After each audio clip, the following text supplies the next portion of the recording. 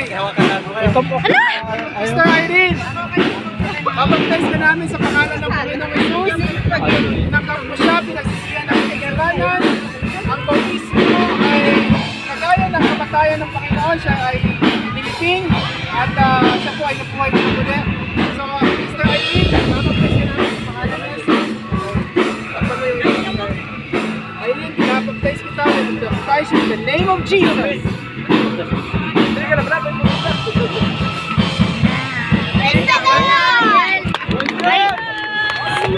Ano na? Kaya nga, wati ko na mo gawan.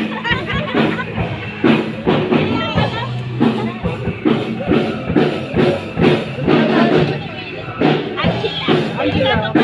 Kung wala ko